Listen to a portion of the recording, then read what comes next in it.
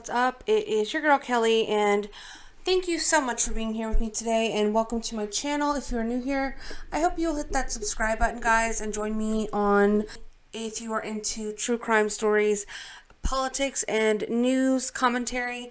I think you will enjoy it, and if you are returning either subscriber or just a visitor to my channel, I appreciate you guys so much, and thank you for being a friend as always. And let's get into it today, guys. We're back talking about this horrific case of, and forgive me, y'all, I had difficulty, and I still have difficulties saying this family's name. Gannon Stauch, I believe that's the correct pronunciation. But we're going to be talking about Gannon and the horrible crime that was perpetrated on him by his evil stepmother, LETECIA Stauch. Okay, so this is part 2 to the series that we are doing in regards to the trial of this horrible woman. So I will link part 1 somewhere in the video, so if you guys haven't seen that, you can go check it out. And there will probably be one more part to this series. So without further ado, guys, let's go ahead and we're going to get into the first video. Is going to be viewer discretion advised, I guess you could say. This will be audio of Gannon himself speaking to this woman before his death. So I'm sure if you guys have been following this case closely, you may have heard this audio before. So again, viewer discretion advised for this first video. And then we're going to go into some of the other trial footage, which won't be as bad, but there will be obviously graphic details within the case. So let's get into it, guys. I'm going to go ahead and pull that up, and you'll learn this from a video recording this defendant made that night, January 26th. You'll hear her as she manipulated Gannon, putting guilt on him for some mistake that a child made. And in that recording, you'll hear Gannon say in his own words, "I'm just worried about my burns." Two, I just don't know what to do.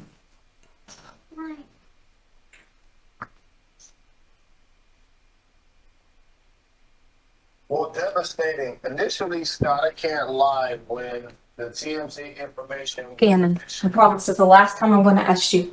I'm just freaked out, okay? Are you sure you didn't do it on purpose?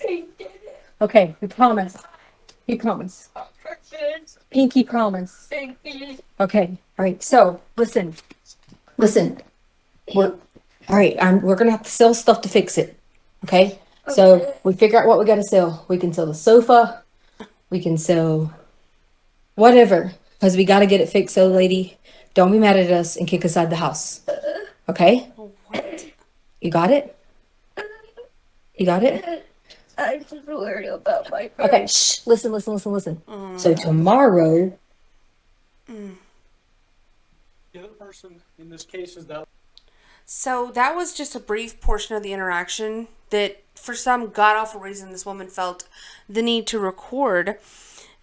And this is just another form of abuse that was perpetrated on this little boy, in that she was basically... Okay, so if you don't know the background to the story or some of the previous details that were disclosed, basically what came out in trial was that she had claimed that there was a candle that had spilled some wax onto the floor, the carpet, or whatever in his room, and she alleged that this was going to cause damage, and basically was guilt tripping this little boy and trying to make him feel badly for doing this in the form of basically saying that, they're going to have to sell some of their furniture in order to make it right so that their landlord doesn't kick them out.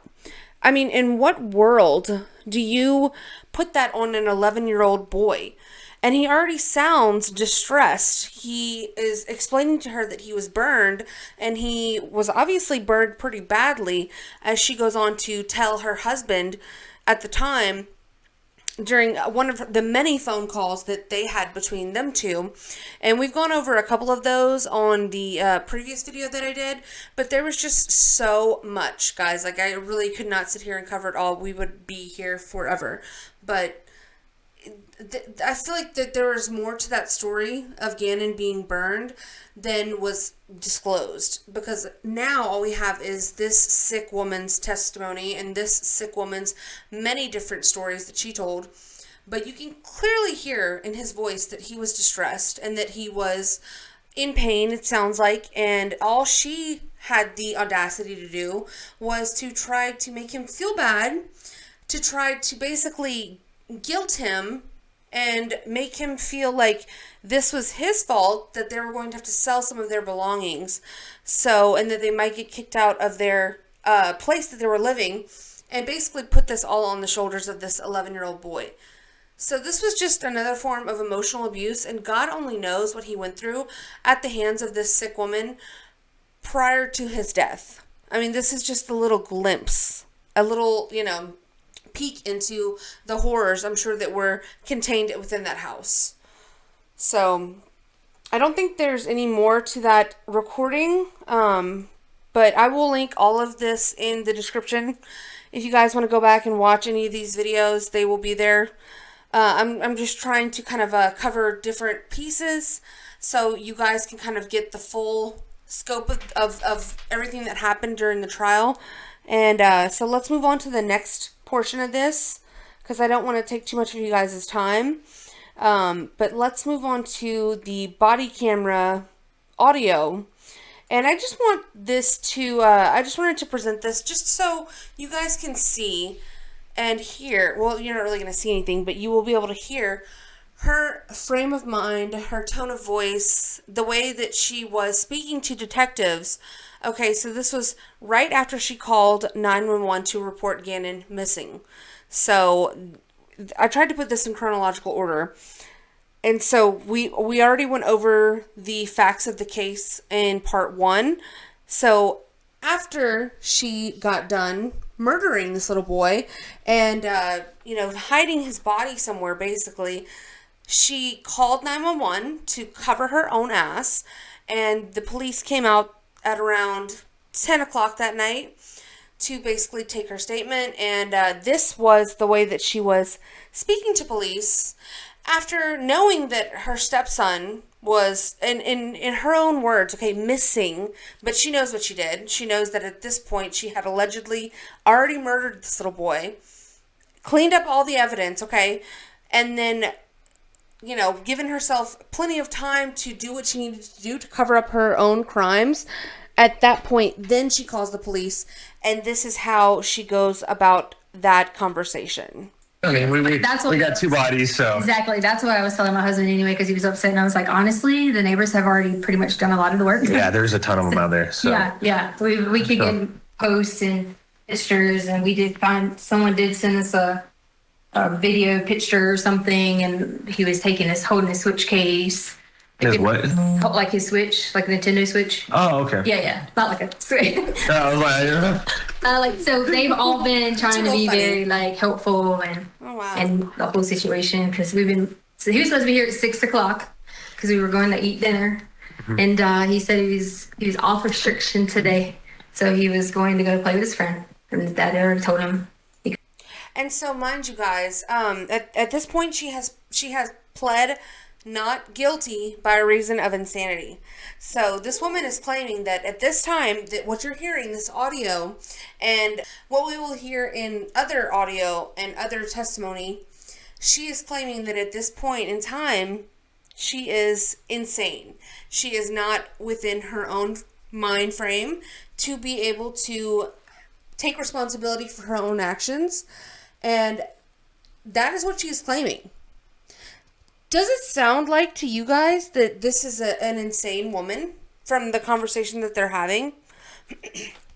Does it sound like someone who took the time to cover up their crimes, to basically, take the time to obtain cleaning supplies, hide all of this evidence, cover your tracks, and then call the police to report this boy missing in order to lead the investigation in a complete opposite way of where it actually was supposed to go? Does that sound like the actions of an insane woman. Because to me, no, it does not. It sounds like someone who knew exactly what they were doing, and someone who was completely evil and deranged, who was trying to get away with murdering an 11-year-old boy who they had gone and raised pretty much for half of his life. That's what it sounds like to me. But let me let you guys hear it again. He could play with his friend. And he didn't come back at 6, so I looked outside and saw it was sleeting, so I said, well, maybe he's waiting on one of us to come get She him. sounds like happy. So we drive to the neighbor's house, which I'm assuming he's at the neighbor's on the corner's house, and they're like, no, he's not here. So I was like, okay, maybe it's only one other person. So they kept leading us on all this chase of people who it could be. We covered a lot of houses, and at this point, the neighbors all stepped in and kind of went to the houses ourselves, and because they told me to wait here, and she went to a bunch. Okay. But sorry, I've been freaked out the whole time. To add to it, I'm almost positive he is with someone that he knows because he searched on his phone. Can my parents find me if my phone is off? He also, and I'll let you look at this, sent my husband some crazy stuff that was like. Oh, really?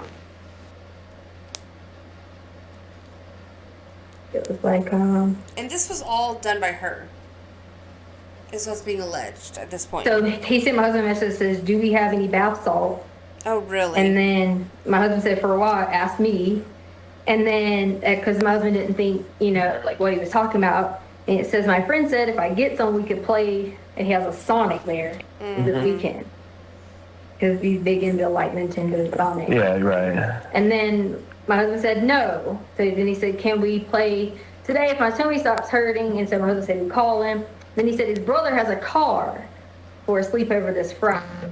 So that's why we were trying to find some of the kids that we knew, we didn't know. Other people Brothers. that had older siblings. So that's how the whole thing got started with this Jimmy kid. We feel bad, but we didn't start that. So they. Girl, I'm sorry. Does that sound like someone who is insane to the point of being able to commit murder and not being held responsible afterwards? Because you're so insane, you are so detached from reality that you cannot actually take responsibility for your own actions and your own faculties?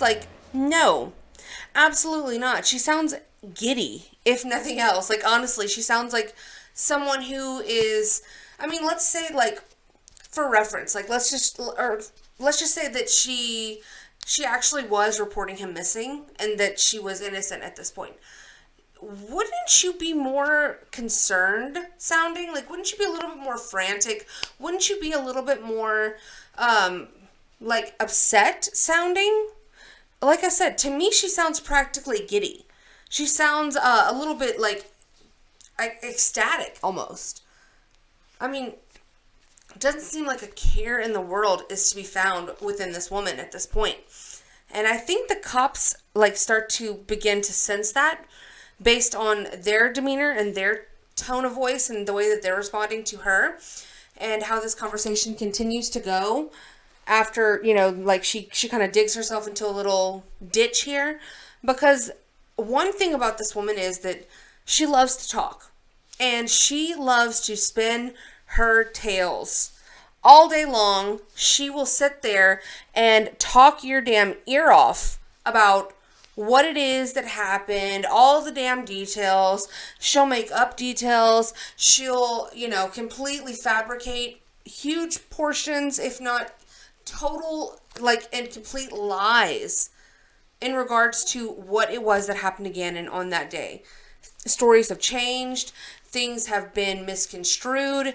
It's just, at this point, she has completely taken this off the rails so badly that it's probably never going to be truly known what actually happened to Gannon, which is very sad. And it is a tragic end for this little boy, but I do believe that she will get the justice that is coming to her. I pray that, because she is evil through and through. I truly do believe that. So let's move on to the next thing, guys. This is, let's see. Okay, so after after all of this happens, right, the cops come to the house and they ended up, you know, taking pictures. They come back like over the next couple days a few times, obviously, to continue questioning her and continue looking for evidence to try to hash this all out and find Gannon.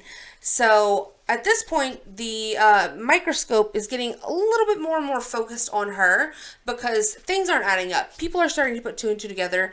People are really starting to figure out that what this woman's saying is not making any sense. And she is all over the place.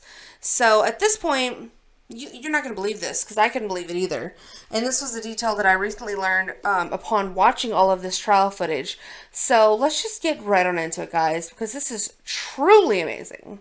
So she reached out to a fake polygraph test website, which I did briefly cover in the previous video.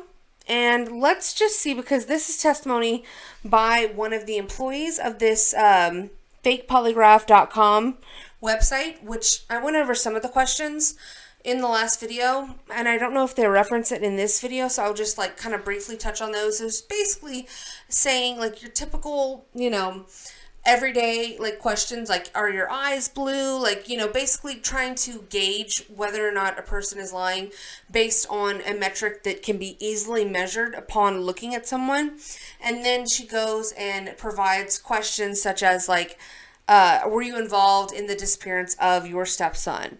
Were you involved in the murder of your stepson? Things like that. Like basically questions along those lines. I don't have them directly in front of me, but you can find some of the examples of the questions that she posed on this polygraph test website in order to basically deceive her husband and to try to use this in some sick portion of her mind, thinking that this would work, thinking that she could use this as like some sort of evidence to prove her innocence to I guess everyone, like her husband and the community and the police.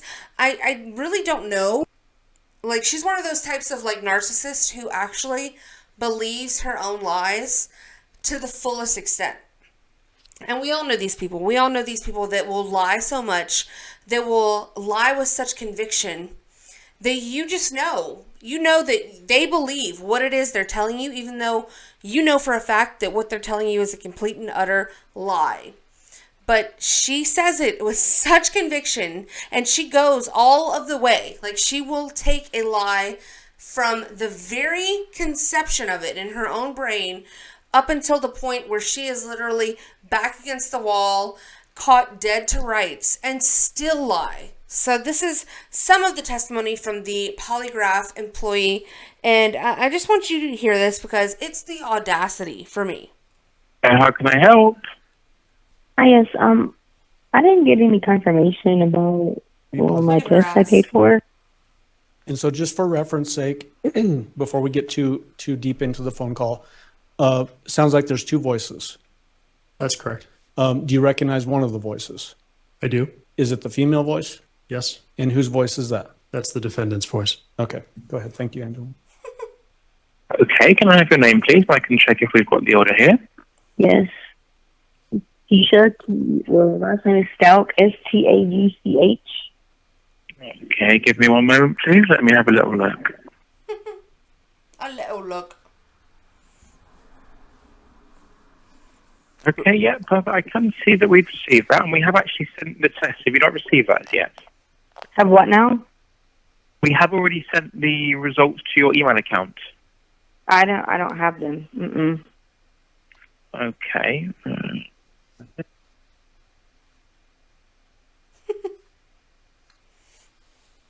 Okay, let me try resending that, and if you don't receive it, give us a call back. Okay. All right. Thank you. Thank you, now. Bye-bye. So Special Agent Cohen, the phone number that, at the very beginning, let me back up, there you can hear ringing. Does that indicate that this is a phone call that was initiated by the defendant to a particular place? That's correct. Were you able to investigate and determine who it was that she was calling? I was. What was the phone number that she was calling? Objection, foundation would be Australian. I can lay some foundation, Judge. When a wiretap is obtained, does it record both the outgoing and receiving phone numbers? As part of the overall wiretap in this investigation, we also installed something called a pen register trap and trace device. That particular device will record both the outgoing or incoming phone number from the subject telephone. And so does that mean that the receiving phone, the person that is being dialed, or the place that the originator is dialing, would be caught in this trap and trace? That's correct. It's identified as either an outgoing or incoming phone call, and we have the telephone numbers on both ends of that conversation. And then were you able to look up that particular phone number that was dialed for this call and see it being associated with a particular web page? Yes, I was. What web page was that? Fakepolygraph.com. Okay. And is that what all of these phone calls her are in hiding relation her to? face. Is calls originated by the defendant to a purportedly? Look at her. Just, you are a disgrace, woman. Just, I mean, the cringe level of this entire situation. I'm talking about like the polygraph thing. Like obviously like the murder is like, I wouldn't call it cringe. I would call it just utterly disgusting and brutal. But like this whole situation, trying to obtain a fake polygraph is, I mean, it's a next level of audacity and just utter, I don't know. I don't even know what you would call that. It's like, just, what did you think you were going to get away with? And then, like, obviously they had a wiretap on her phone. I don't know how I feel about that. Like, I still feel like, I don't know. I don't like the government overreach in that aspect. Obviously, this woman's a murderer, so whatever. I mean, I think in certain circumstances where you are suspected of killing a child, we can make exceptions maybe. But I'm just saying, like, you're an idiot, even for reaching out to the company, because they could have traced that back to you via your email, they didn't have to have a wiretap on you for that. And you still did this thinking that you were going to get away, even though you knew that the law was looking at you. Like, they had eyes on you from the beginning. And you still, so I mean, in that aspect, yes, she was insane. The woman was insane, but not criminally insane. Not to the point where she didn't have, any control over herself, or her mind was far gone to where she was out of, she had no ability to make correct decisions or distinguish right from wrong. But she was insane, as in, like, that bitch cray, that type of thing. So let's, because it gets better. Fakepolygraph.com webpage. That's correct. Okay. Let's jump into 689 and permission to publish 689, Judge. You may go She sure is hiding. May I help? Hi, yes, I was just talking to you. Is there a way you confirm where you sent those? Because I still didn't get them. Yeah, so I'm just going to get that resent for you. So if you wait for the next sort of 10, 15 minutes and let me know if you haven't received it by then. I'm saying, can you check the email? Because I just want to make sure. Okay, yeah, give me a moment.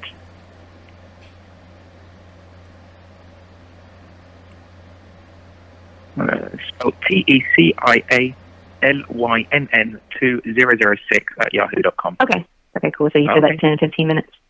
Correct. Okay, thank you. Have a good day. Girl, why are you so chipper? In that particular phone call, did it sound like there was an email address that was confirmed to the defendant? Yes. What was that email address? It was Tisha Lynn at 2000. I can't remember the exact address, but it was an address that we knew to be associated to the defendant. Okay. And that's what sounds like an English speaking person relayed, and then the defendant acknowledged that as being the correct email address. That's correct. Okay. And then 690, permission to publish, Aaron? You may go ahead. This is her third time calling back now. Okay. She's harassing these people at this point. Hello, how can I help? Hi, yes, I'm calling again. I still didn't get that email. Girl. Okay, can I ask your name, please? It's last name Stauch.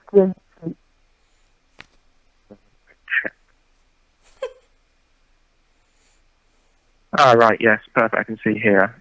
You told me 10, 15 minutes, and you said it again. I still don't have it. Yeah, no, unfortunately, it's actually been blocked by management, this order, due to the content of the questions, so we're not going to be able to send this report. Okay, so do I get my money back?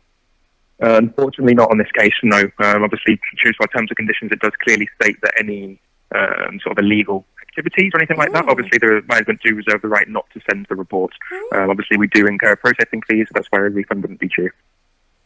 So what do you do now? Just delete it and go on about license and money? Yes, we would do indeed. I got you. Okay. Thank you. Bye-bye. I mean, like, girl, I'm sorry. So at this point, she's been told by the customer service agent that due to the illegal nature of the questions asked, the report was blocked, and no, you're not getting your money back, Karen. You may not get a refund. And, you know, she did try it, though. You gotta give her credit. She tried it. You know, she wanted to see about talking to the manager, maybe, but she didn't take it that far. So you might think that it ends there, but no. You'd be wrong. In that particular call, is it essentially being communicated that a polygraph result is not going to be provided because it's associated with illegal activity? Misleading and further determination. Sustained on second grounds, the jury can make their own determination. Okay. And then permission to publish 691. You may go ahead.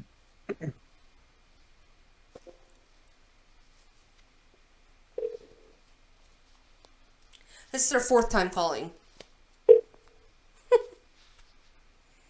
Hi, how can I help? I did it hang up? Oh, yeah, sorry, I can hear you now. How can I help you? Okay. I talked to you earlier and you said that the request I did was blocked or something, but I looked on the terms and conditions and it says you can say things about like infidelity and stuff like that. So I'm not sure how that was blocked. So that again, sorry, that you can or can't?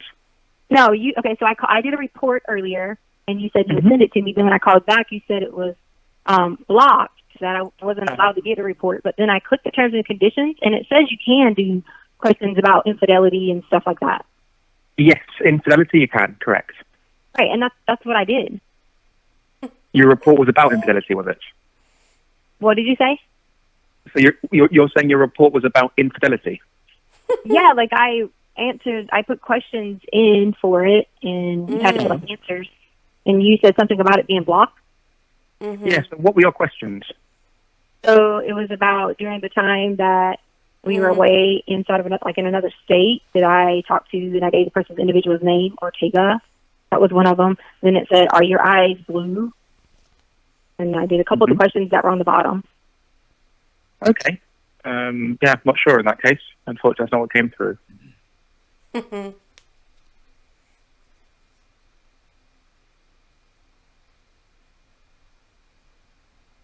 Yeah, I'm not quite sure what's happened there then. Because I read that you can do this. Huh?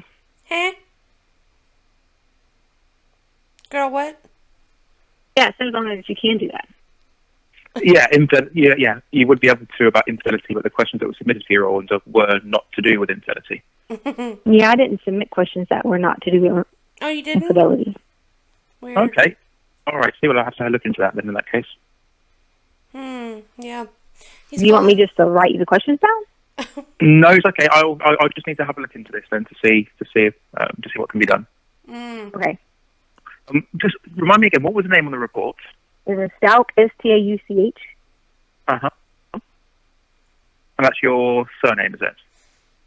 Your last name? Yes. Okay. And first name is? Isa. Okay. And how do I spell that? It's Tecia. Tecia? Yes. Okay. All righty. Well, let me have a look into that and I can come back to you. Okay. Thank you. What's the best number to get you on? 843. 798. 1700. Okay. Right, thanks a lot now. Take care. Bye-bye. Thank you. I mean, just what the fuck? Special Agent Cohen, these phone calls are from February 18th, as you've testified.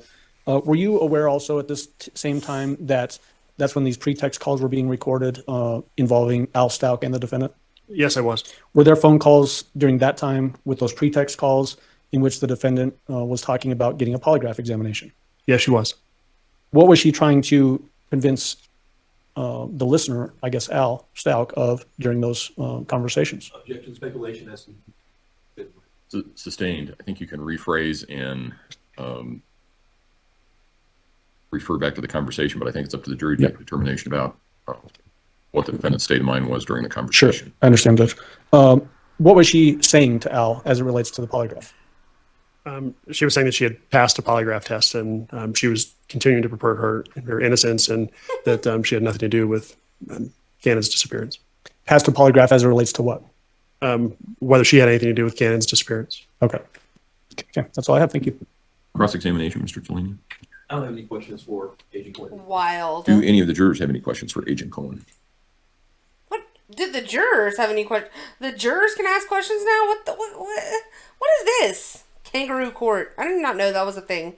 Anyway, it's not important. Yeah, that video, that whole like scenario of the multiple calls to the customer service rep at the fakepolygraph.com. I mean, just wow.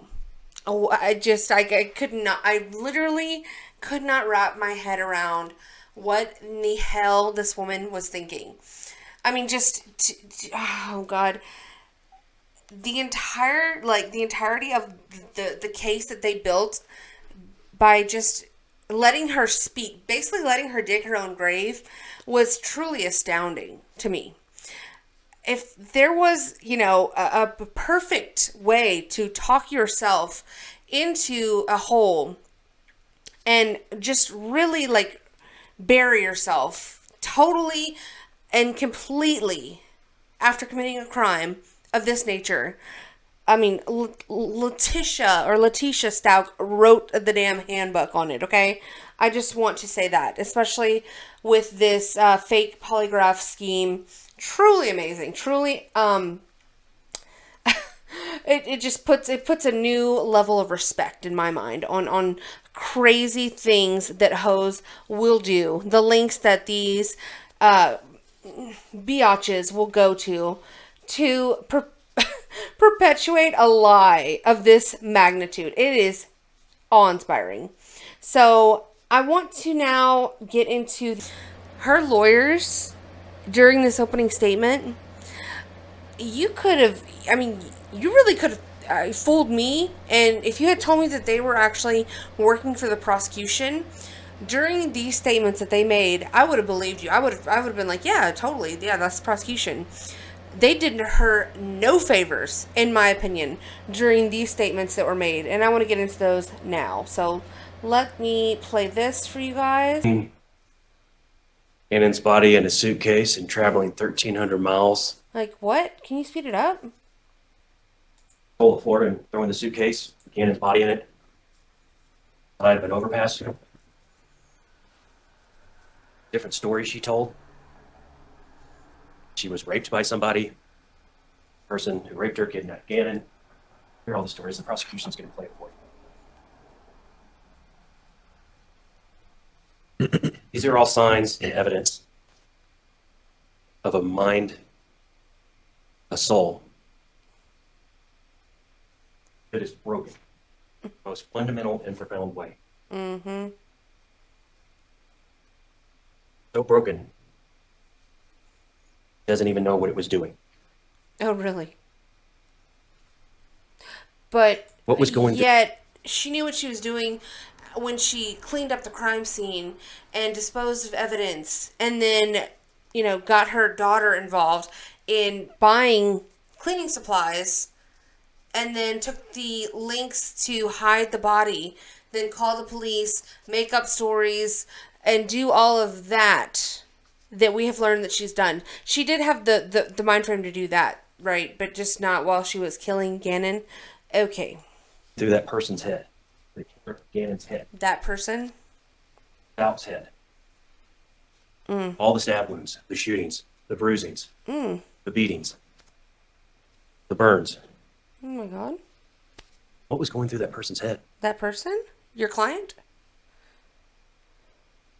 I don't know. I don't know. Who knows? I couldn't tell you. What? Or the person that she was killing that day, attacking. I wasn't Gannon. Oh, no? I Was wasn't it? Gannon to her. Oh, really? Who was it? Wake up that day and go, I'm going to kill her. No. No? She was killing the demons. Oh. Oh, really? Her life from the dark depths of her childhood. Oh, wow. One of the most heartbreaking parts of this trial was listening to the testimony. Oh, wow. You don't say. The demons, eh? The demons did it? We're going to blame it on Satan? Okay, sir. So, yeah, did that sound like a defense opening statement to you guys? Because to me, it was giving more prosecution.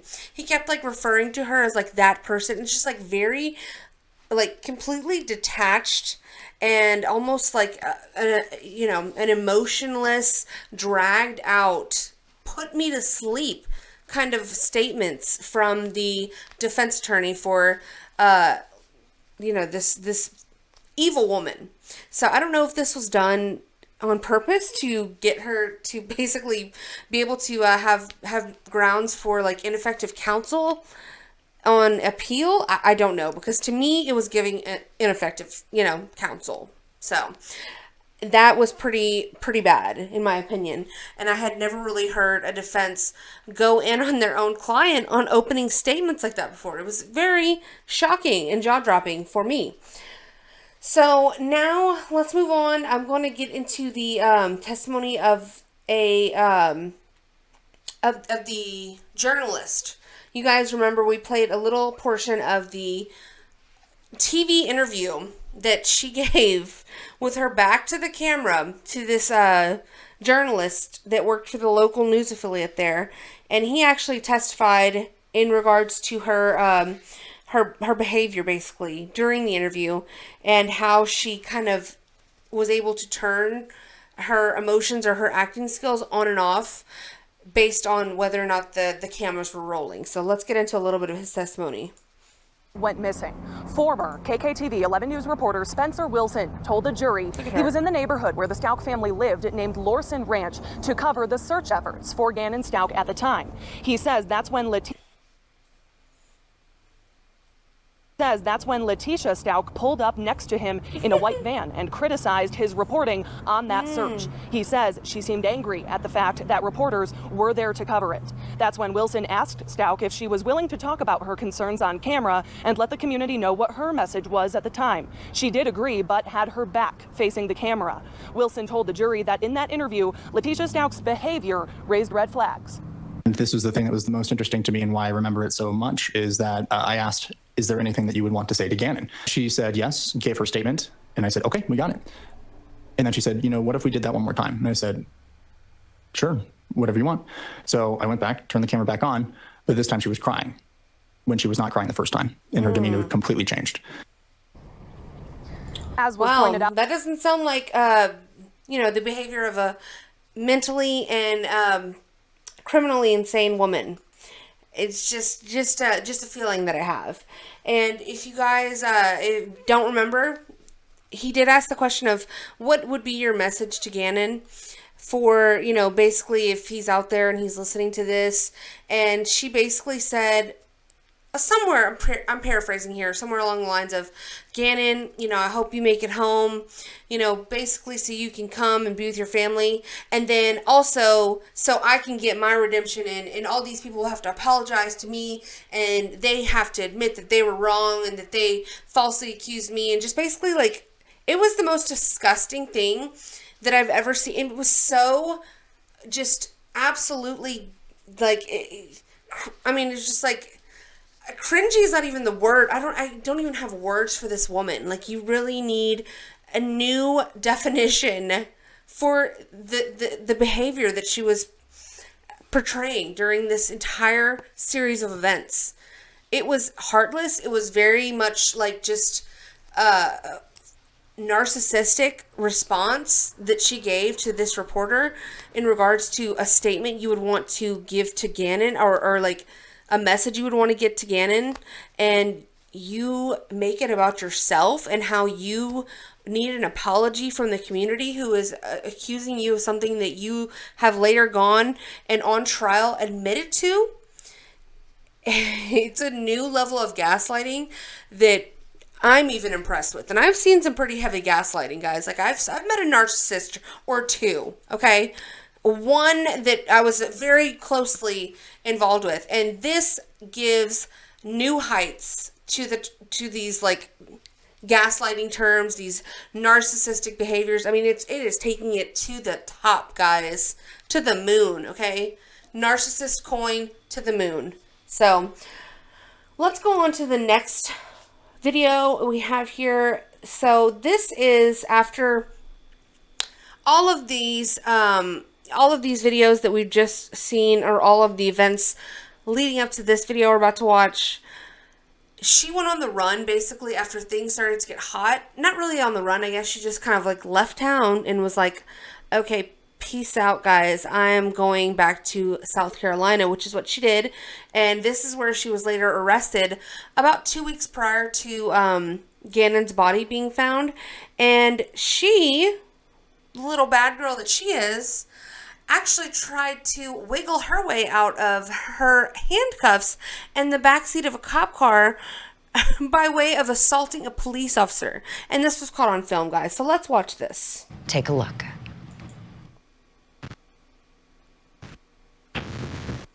She's being transported back to Colorado. Ah! Oh my god! Not assault! She keeps threatening me. She keeps threatening me.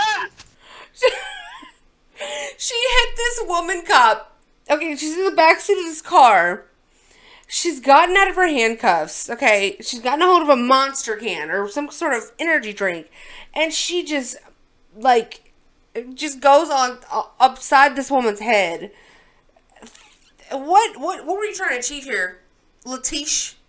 Girl, what were you doing? What are you ever doing? What is your life? Okay, I just would love, like, look at this woman's face here on the left. Oh, wait. I mean, okay. Stop. She keeps on threatening me. I have stopped it. She keeps on. She keeps on, girl. You are a prisoner. She keeps on. Girl. I will for you. See, this is the problem with women cops, guys. This is what I keep saying, okay? Can we put them on phone duty? What is going on? If you insist on being a police officer and you're a woman, why do you want to go and get busted upside your head with a damn Monster can? And then you have to struggle in the backseat of a car with a woman who's overpowering, another woman who's overpowering you. God forbid this might have been a man back there. I mean, it's just ridiculous. It's absolute clown show shit. And then here comes another woman to try to come to the rescue. You're opening up the van door now. This woman's out of her handcuffs. Just, you know, if there was no man present here, this would be an utter disaster. I mean, just, come on, ladies. Let's get it together. No more women cops. She keeps put your arm down. Put your arm down. She keeps threatening me the whole time. Girl, you need to be threatened. Teacher, give me your arm. I will to you. Teacher, give me. Teacher, give me your arm. I will to you, but not cooperate with me.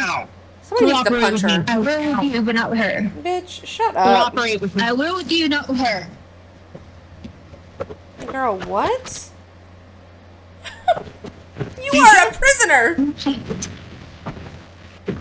I will with you. I said I will with you.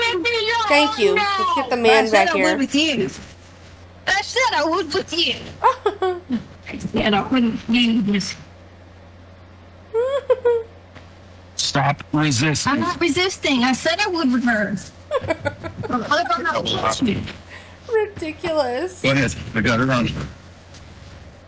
Oh my god. I have to stop. Stop I'm not resisting. Yes, you are. Oh. Stop it. Put her behind her back. Yep.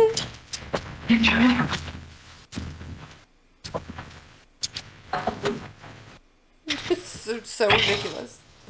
Tisha, stop it. I'm not even doing anything. I love how this camera's in like 0K too. Great quality. You just got here. another charge. Oh. Well, she shouldn't be doing me like this. Oh, she shouldn't? Ma'am, do you know where you're at? She's the victim there. Yeah. Do you know, where are you? Where are you in your own head?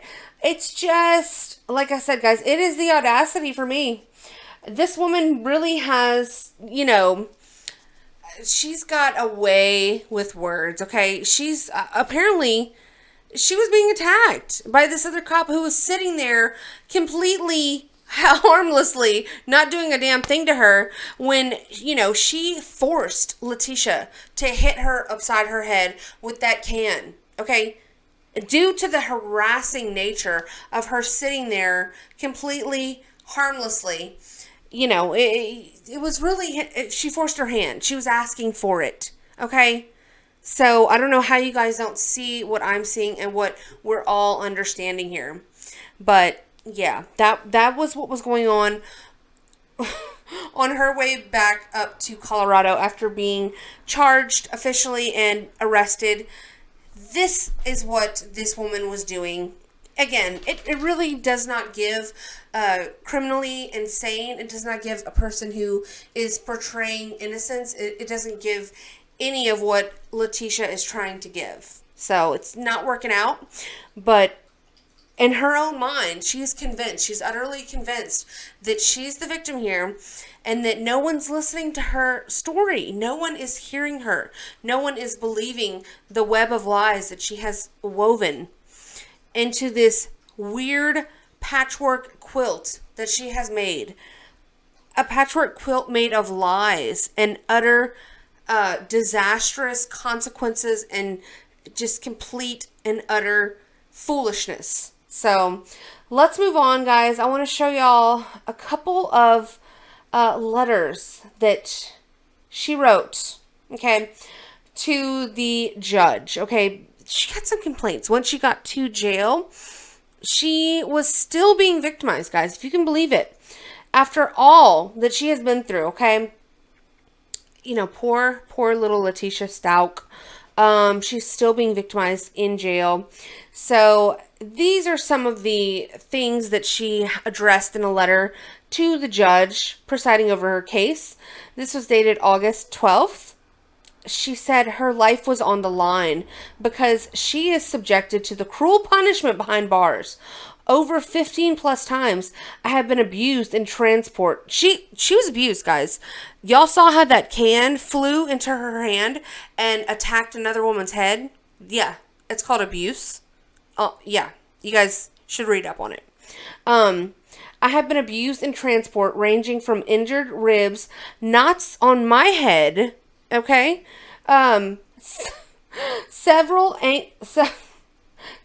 ankles and wrist bleeding, bruising on my knee in my cell, loss of feeling in my hands several times.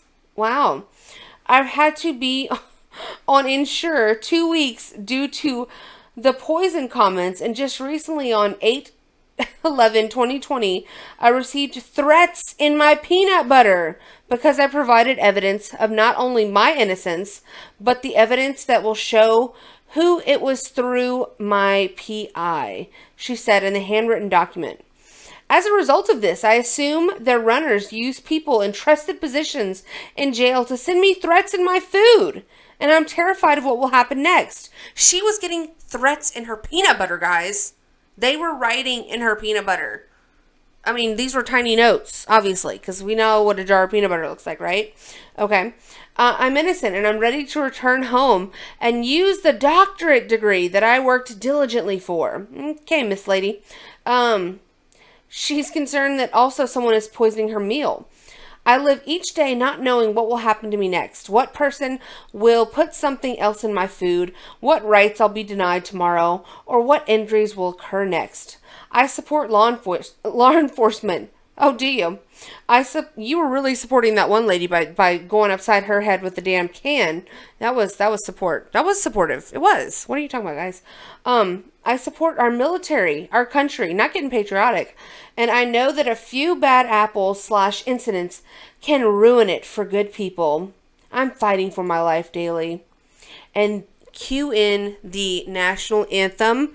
We bow our heads in prayer. The lights go dim in action, scene, close, applause. Love it. Love it for you, LETECIA. Okay. So, yeah, this is the utter state of this woman in jail after being arrested for murder. This is what she is going on and relaying to the judge as if he gives a fuck, saying that she's obtained injuries such as a bruise on her knee. Okay, ma'am, again, do you know where you're at? You are in jail. You're a prisoner. Okay, I don't know what you think is happening. Do you think that you were kidnapped and placed into, a five-star hotel, and that somehow you have just been mistreated in the events leading up to this? Ma'am, get a grip, okay?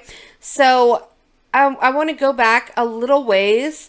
I know I'm getting a little bit out of timeline here, but I did want to play this one last phone call that was between herself and her husband, and this was very, very insane to me. Saying so I'm going to walk back through this so I understand clearly what you're saying. So there's no ambiguity or unknowns here. So you're saying you somehow know where Gannon is, or who has him, or how he got him, or something like that? Tia, that's why you're not going to put words in my mouth. I'm trying to understand, Tisha. Explain to me, okay? Walk me through it so I understand what you're saying. No, why would I record you? This is me and you. I mean, why would I say Happy Valentine's Day on a recording? That's something personal between us. Oh, yeah. It's just you and me on this phone call and in your room. Absolutely. Girl, you're being tapped. Okay. The reality is where I'm telling you, I told you the truth about Gannon. There's more details about how that went on. Oh, There's really? more details that I can't discuss that would incriminate myself, because they're going to say, why did you say this? But he has all our information. He was threatening to go to work and get massaged and have these people go there. If I said anything in the meeting with the cops, I was late to the meeting. But I need immunity. So there you have it, guys. She needs immunity. And this was before she was ever arrested, right? What do you need immunity for, LETECIA? What could you possibly need immunity for? And in what world that you, imaginary land that you seem to stay in 24/7, you are in a world of your own making, apparently. Would you think that you're going to get immunity when you are the sole killer of an 11-year-old boy? It is cuckoo. I mean, more and more, really, like the insanity defense, if you didn't know anything about how it's actually applied, you might think that she would qualify for this. But no, this is just a person who, yes, is insane, but is insane on the level of she is so wrapped up in her own lies and her own deception that she has just spun everyone in her life into this utter chaotic mess of an alternate reality. And it really does make you feel like you're crazy listening to all of this. So, yeah, she needs immunity. So, what I don't understand is why, babe, is this not something you would tell me from the get-go? I just... Everything. My daughter, they were going to kill me. They were at everybody. But she's still lying. Yeah, but Tisha, look at what you just said. There was testimony from a man named Macon Ponder. He just still lying. So she's asking for immunity, but saying that, like, basically pussyfooting her way around it, saying that, oh, well, I might incriminate myself by some of the details, not, still trying to say that there may be other people involved, basically trying to implicate others in the death of Gannon or in the disappearance or whatever it is that she is trying to say here. But, so asking for immunity, basically I think she's just trying to, like, gauge to see where he's at this point by, little by little divulging more and more information, or just putting little pieces of like breadcrumbs out there to kind of see what she can bait him in with. which is sick. I mean, it just clearly demonstrates how long she's been manipulating this man emotionally and as his wife for years, and just the utter gaslighting and narcissistic manipulation that she's been doing in this relationship is on full display here. Now we're going to get into her brother, and then we'll finish with some testimony from her daughter, and then we'll jump on out of here, guys. But these were very emotional testimonies made by people that were directly linked to this psychopath that were very telling. And I thought that these were some of the strongest testimony that were presented so far in this trial. So let's get into first her brother. Did you ask her what's in the suitcase? Yep. What'd she say? She told me it was softball stuff.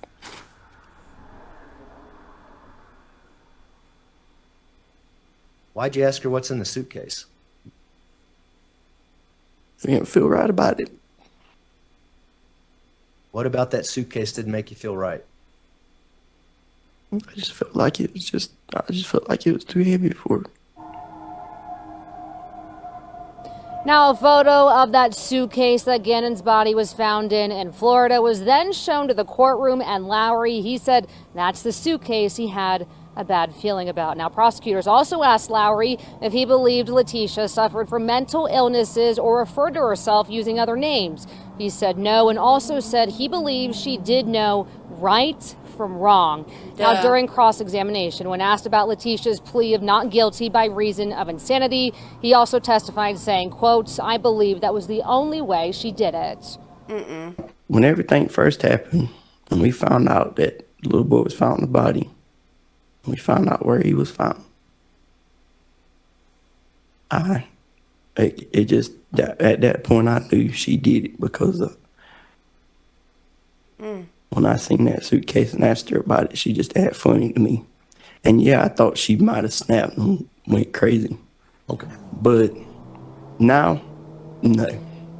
He went on to say he no longer believes she was insane at the time of that crime. Now, later in the day, we also learned more about that rental van and how it traveled from Colorado Springs to Pueblo and Texas through the South, then to Florida and South Carolina. Blood evidence was also found in that van. More blood evidence was found at the Stauch home and in Gannon's bedroom days after his disappearance. One sergeant also testified saying that carpet where Gannon's bed was saturated. There was also a large blood stain on the concrete when that carpet was eventually pulled up. Wow. Now, by the way, that trial will resume tomorrow morning at 9 o'clock in the morning.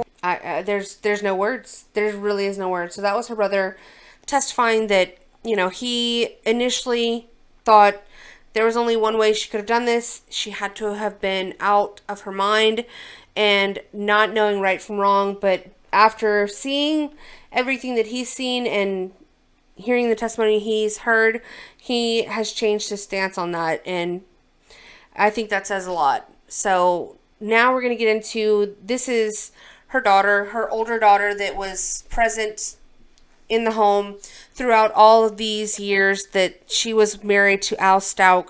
And this was the girl that she traveled to Florida with.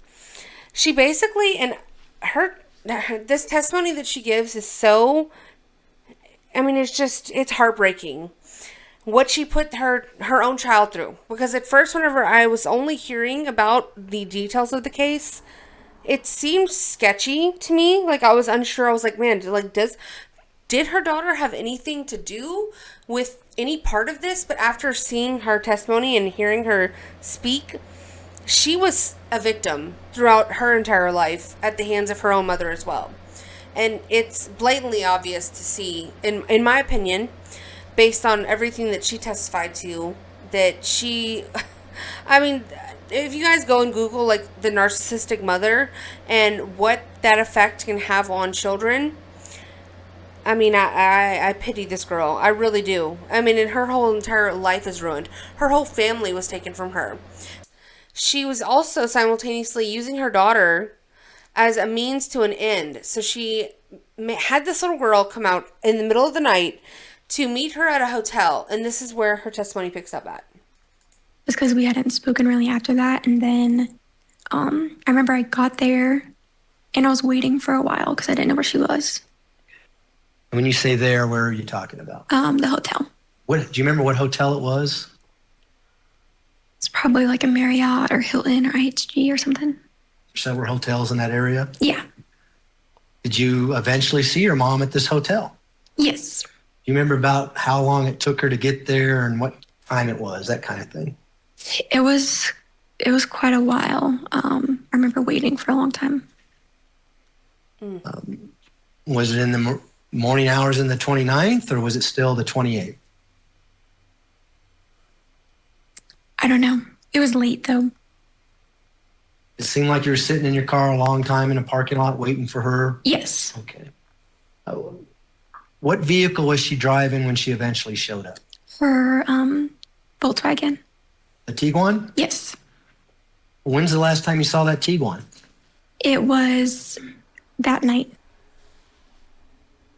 How about prior to that night? When did you see it on the 28th at all?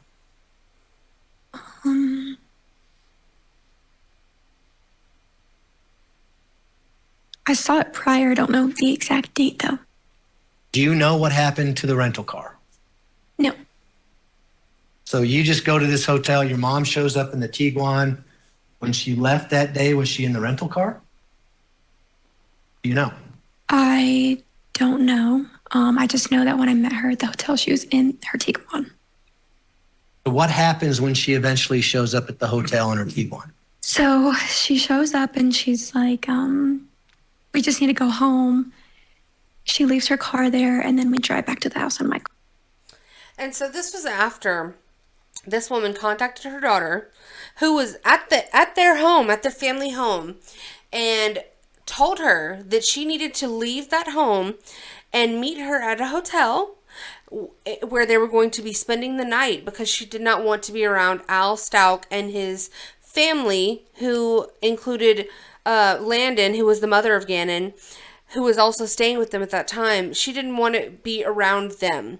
So she had her daughter come out in the middle of the night, meet her at a hotel, left her there waiting for what seems like hours. This girl can't even put a time on it, but from what she's describing was at least a few hours. And then gets into the parking lot of the hotel and leaves her car there and says, oh, let's just go back to the house. What the hell is that? That made me so mad. I'm just like, it's just complete and utter abuse. And just, I don't even know what to say about this woman anymore. She disgusts me at a level that, like, this is like Casey Anthony shit. Like, this really is so bad. Like, how could you do this to your 17-year-old daughter who is already going through enough, and you are going to use her as a pawn in your sick ass games? I mean, if you needed a ride, just say that. Like, just you get somebody else to do it. You psychotic witch. Like, this woman is rage inducing. I mean, it is beyond me that someone would do this to their 17-year-old child. And like, she's not even the victim in all this. I mean, she is a victim, but she has killed one of her stepchildren and then goes on to further victimize this poor girl after the fact. I mean, it's outlandish to me. So, we picked her up from a Taco Bell. How did that happen? How did you get from the hospital to Taco Bell? I got a call. She said she was riding with some random person and to pick her up at the Taco Bell by the hospital. Who called you and who said that? My mom. And so, did you ask her why? Why we're going to a Taco Bell? I thought you were at the hospital type thing. Right. Pretty sure I was told, like, they didn't want her to leave at first, so. And how did you respond to her when she said, I got a ride with some stranger to the Taco Bell? It was weird. I was like, be careful. Okay. So, did you and Janine then go to this Taco Bell? Yes. And was the Taco Bell here in the downtown area? Yes. Are you familiar with Platt and Wasatch? I know Platt. Okay. Was the Taco Bell close to Platt? Yeah. Close to downtown? Yes. And so what happens when you get to the Taco Bell? I'm driving. Janine is in the passenger seat, and my mom's in the back seat. Does your mom say anything to you as to what's going on and why you picked her up at the Taco Bell versus the hospital? Yeah, she was just rambling a bunch of things. You remember what those things were? No, it was just, I remember being like just a lot, just a bunch of random stuff. Did she have her phone with her? No. Did she ask to use anyone's phone? Yes. Whose phone did she ask to use? She had my phone. And how long did she have your phone after that point? At least until we got home. Did she tell you that the police had taken her phone? Yes. If I may approach the witness, Your Honor. You may. I'm going to hand you People's Exhibit 206. Have you had a chance to look at that last night? Yes. Do you know what People's Exhibit 206 is? Yes. What is it? Yes. It's messages between my phone and Albert's phone.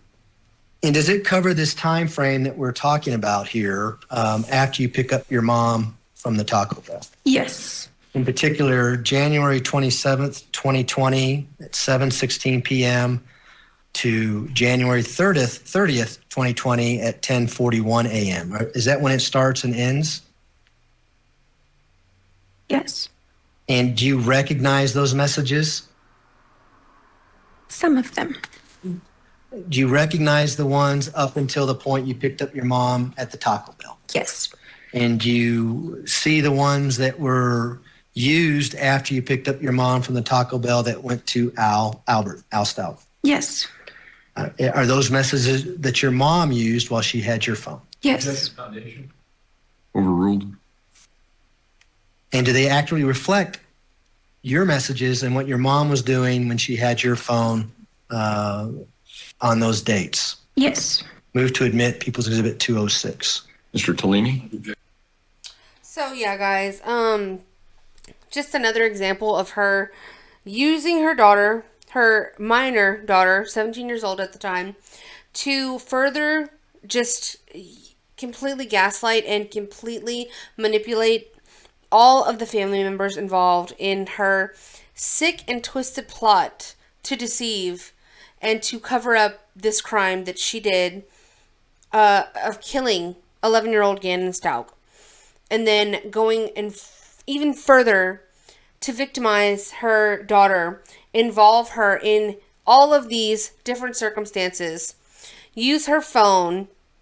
I mean, she's treating this girl like she's just an acquaintance, a best friend that she can call up and have her pick her up at the Taco Bell and then use her phone because her mother's phone has been reprimanded by the police due to the fact that she is being looked at as a suspect in a murder. The murder of her own stepson, Gannon Stauch. So, truly, just absolutely abhorrent human being. One of the sickest people I think that has ever been on display in these court systems in this country. I mean, it's like I said, guys, the lengths, the deception that this woman, the storm of utter lies and falsehoods that she made are of a different nature than I've ever seen. So what are your guys' thoughts on everything that we've seen so far? In part 3, I'll cover the remaining portions of the trial that I feel like are pertinent because there's so much. And it's all very interesting because of the nature of this woman. She is a sight to behold, if anything else. And it's not a good sight. It's a very ugly, twisted, and evil, demonic sight. So, let me know what you guys think about everything that we saw today. And like the video if you liked it, guys. Please go ahead and subscribe to my channel if you're still here. Thank you so much for watching. Go follow me on Twitter also. Go subscribe to my Rumble channel, guys. I don't know how much longer YouTube will allow me to be here, but I will be here until they ban me, guys. So let me know what y'all think. And until next time, y'all stay safe out there, because when there's people like LETECIA in these streets, guys, nobody's safe. Not even nobody. So I will see you guys later. All right, bye.